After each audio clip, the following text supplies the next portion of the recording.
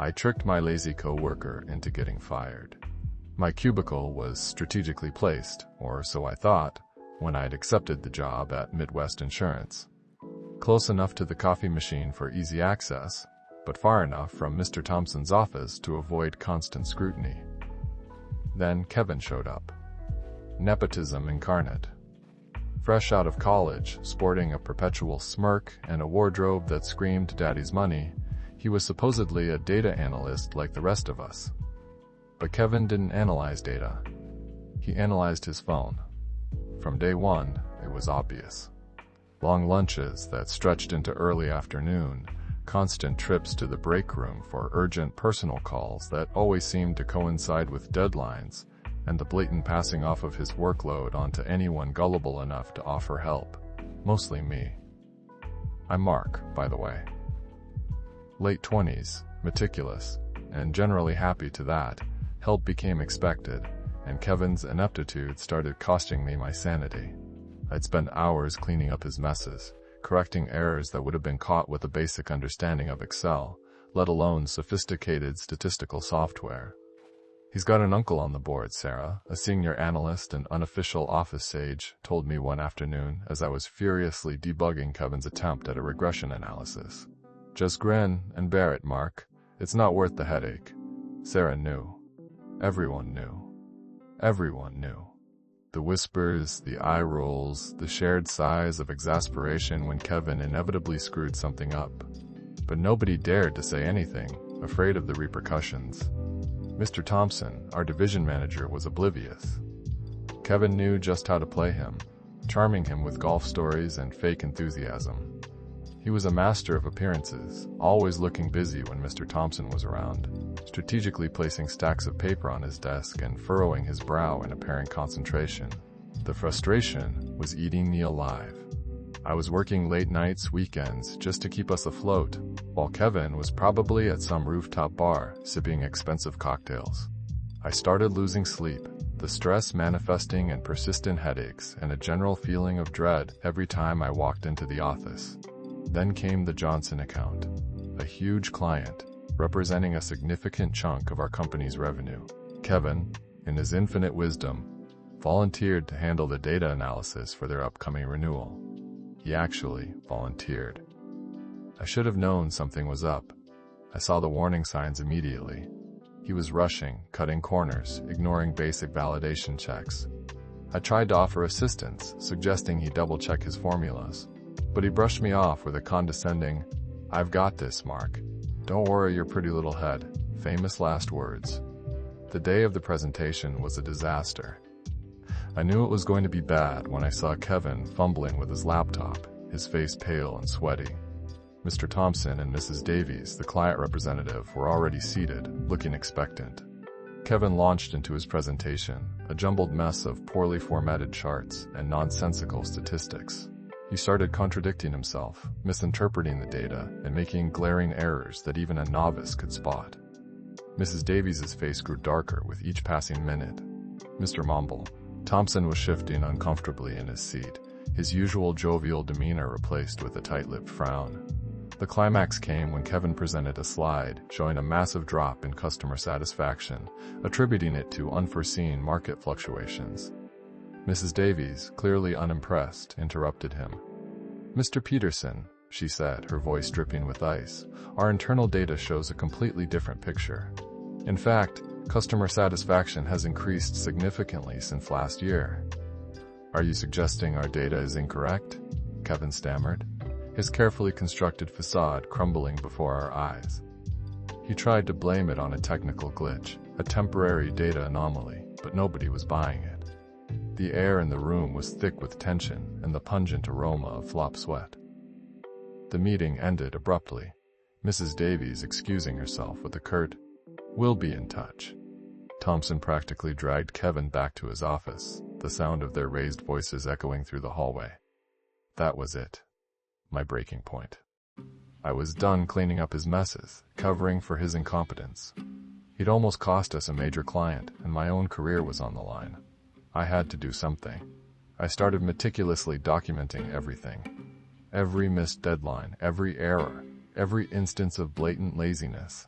I kept a detailed log, complete with dates, times, and specific examples. It felt petty, almost obsessive, but I needed proof.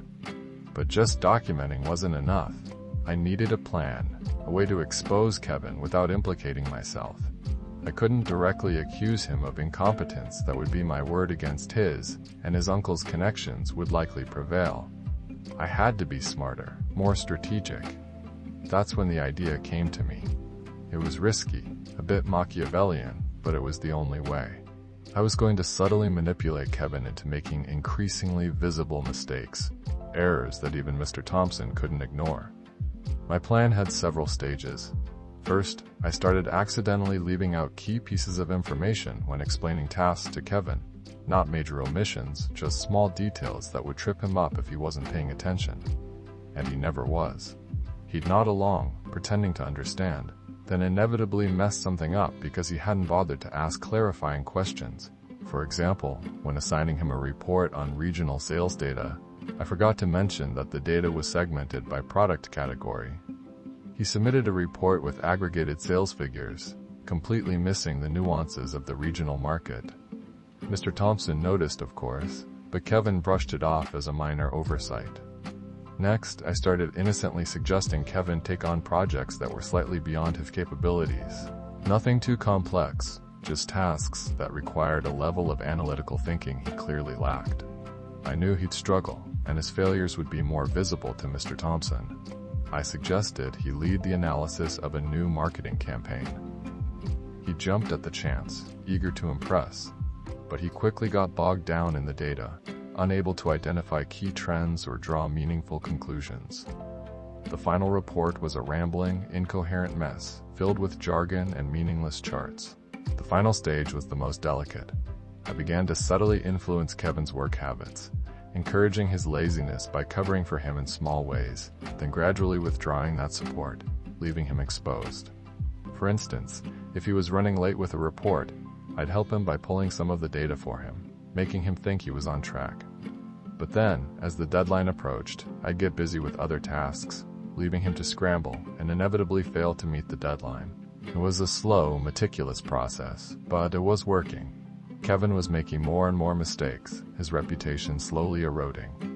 Mr. Thompson was starting to notice, his initial tolerance giving way to a growing sense of frustration. The culmination of my plan came with the quarterly sales forecast, a crucial document that informed our company's investment decisions. I subtly guided Kevin towards taking the lead on the forecast, knowing he'd inevitably screw it up. I made sure he had access to all the necessary data, but I also subtly manipulated the data, introducing small errors that would throw off his calculations. Nothing major, just enough to nudge him in the wrong direction. The day of the forecast presentation was excruciating. Kevin stood before Mr. Thompson and the senior management team, confidently presenting his flawed projections.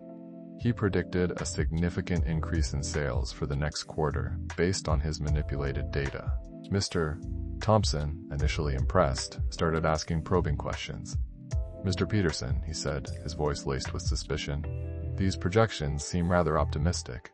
What factors are driving this anticipated growth?" Kevin stammered, unable to provide a coherent explanation. He started backpedaling, contradicting himself, and generally making a fool of himself. Then came the final blow. Sarah, who was in on my plan, subtly challenged one of Kevin's key assumptions. "Kevin," she said, her voice calm and professional, "your forecast seems to rely heavily on the assumption that the market for widgets will continue to grow at its current rate. However, recent industry reports suggest that the market is actually plateauing. Have you accounted for this in your projections?" Kevin was caught completely off guard. He hadn't even considered the possibility of a market slowdown. He stumbled over his words, trying to explain his reasoning, but his arguments were weak and unconvincing. The presentation ended in disaster. Mr. Thompson was furious. He dismissed Kevin with a curt, "I'll see you in my office." I watched as Kevin trudged out of the room, his face ashen. I felt a pang of guilt. I had engineered his downfall, manipulated him into making mistakes. Was I a bad person? But then I remembered all the late nights, the stress, the constant pressure of cleaning up his messes. I remembered the Johnson account, the near disaster he had caused, and I knew I had done the right thing. The next few days were a blur. Kevin was suspended pending an investigation by HR. I was interviewed, along with Sarah and several other colleagues. I presented my meticulously documented evidence, carefully framing it as a concern for the company's well-being. Sarah corroborated my account, providing additional examples of Kevin's negligence. The other colleagues, emboldened by our actions, also came forward with their own stories of Kevin's incompetence. Kevin's uncle tried to intervene, pulling strings and making veiled threats. But the evidence was too strong to ignore. The company had no choice. A week later, Kevin was fired. He was escorted out of the building by security, his face a mask of rage and humiliation. I watched him go, a mix of relief and guilt swirling inside me. I had won. I had gotten rid of the lazy coworker who had been making my life miserable. But at what cost? Sarah, sensing my internal struggle, approached me. "You did the right thing, Mark," she said, placing a hand on my shoulder. "He was a liability to the company, and he was dragging us all down. You saved us." Her words helped, but the guilt lingered. Had I gone too far? Was it right to manipulate someone, even if they deserved it? Mr. Thompson called me into his office. He thanked me for my dedication and commitment to quality. He praised my analytical skills and offered me a promotion. I accepted, of course. But the promotion didn't erase the guilt. It was a reminder of the lengths I had gone to, the ethical lines I had crossed. In the weeks that followed, the team dynamic improved significantly. Productivity increased, and the overall atmosphere became more positive. The constant stress and frustration were gone. I learned a valuable lesson about workplace politics and the potential consequences of my actions. I resolved to be more cautious in the future, to find more constructive ways to deal with difficult colleagues. But deep down, I knew I would do it again. When faced with incompetence and injustice, sometimes you have to fight fire with fire. Sometimes you have to bend the rules to achieve a greater good.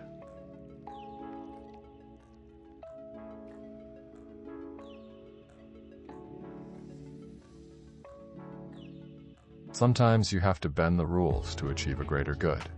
The new title, I feel a sense of justice and accomplishment, but also a lingering awareness of the moral gray area I navigated. The taste of victory is sweet, but it's tinged with a hint of bitterness.